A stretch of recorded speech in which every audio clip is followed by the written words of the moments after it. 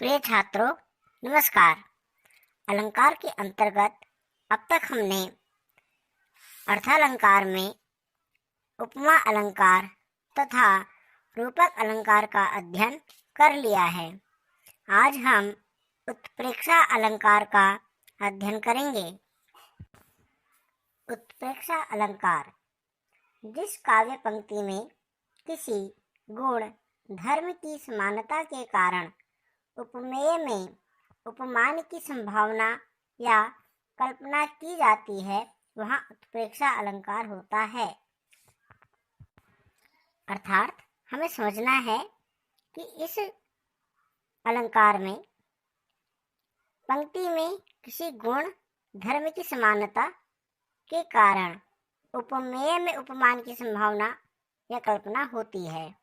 आइए एक उदाहरण देखते हैं।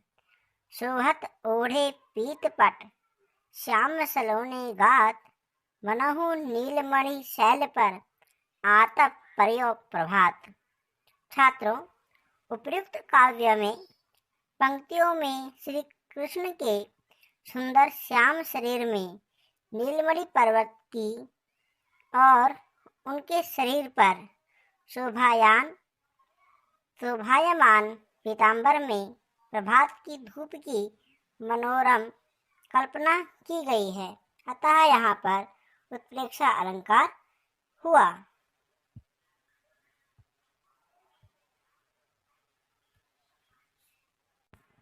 छात्रों, इसमें जो मुख्य बात आपको ध्यान रखनी है, कुछ शब्द होते हैं जो कि प्रत्येक पंक्ति में काव्य की आपको मिलेंगे ही मिलेंगे। वे शब्द कुछ इस प्रकार हैं, जैसे मनु, मानो, मनहु, मनो, जनु, जानो, जनहु, ज्यों इत्यादि। ये आपको प्रत्येक कविता की पंक्ति में कहीं न कहीं किसी न किसी रूप में अवश्य दिखाई देंगे। उसी पंक्ति में उत्प्रेक्षा अलंकार छुपा हुआ होता है। आइए कुछ और उदाहरणों द्वारा इस अलंकार को भली भांति सीख लेते हैं। एक और उदाहरण लेते हैं। मुख मानो चंद्रमा है।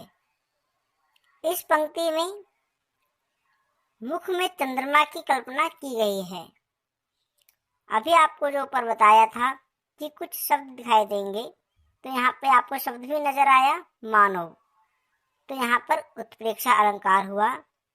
इसी प्रकार से एक और उदाहरण लेते हैं। लता भवन ते प्रकट भये, तेहि अवसर दोहु भाई, निकषे जनु जुग विमल विधु, जलद पटल विल गाई।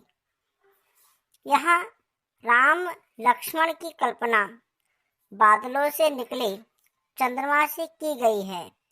अब देखो यहाँ पर भी आपको निकषे जनु जुग विमल विधु जलद पटल विल गाई, यहाँ पर भी आपको जनु, जो अभी शब्द आपको ऊपर बताया था, वो शब्द पुनः यहाँ पर दिखाई दिया, तो यहाँ पर भी उत्प्रेक्षा अलंकार हुआ। इसी प्रकार से आपको ये शब्दों को ध्यान रखना है, और यदि आप उसको ध्यान से पढ़ेंगे तो उसके अर्थ में ही उत्प्रेक्षा अलंकार निहित होता है।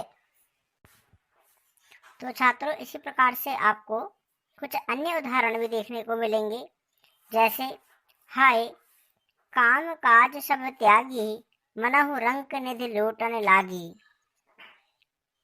एक और उदाहरण देखते हैं। पुलक प्रकट करती है धरती, हर तृणों की नोकों से, मानो झूम रहे हो तरु भी, मंद पवन के झोंकों से। एक और उदाहरण। नील जल में या किसी की गौर, झिलमिल देह जैसे हिल रही हो।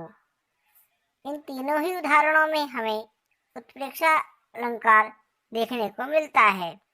यदि हम पहले उदाहरण से प्रारंभ करें तो उसमें हमें मनहु रंक निधि लूटन लागी पंक्ति में उत्प्रेक्षा देखने को मिलता है। इसी प्रकार से द्वितीय उदाहरण में मानो झूम रहे हो पंक्ति में उत्प्रेक्षा अलंकार देखने को मिलता है और अंतिम उदाहरण में झिलमिल देह जैसे हिल रही हो पंक्ति में उत्प्रेक्षा अलंकार देखने को मिलता है। तो छात्रों, इस प्रकार से देखा आपने उत्प्रेक्षा अलंकार यदि आप पंक्तियों को ध्यान से देखेंगे तो जो निर्धारित शब्द हैं वे उनमें देखने को बहुधा पाए जाते हैं। आज के लिए इतना ही। नमस्कार।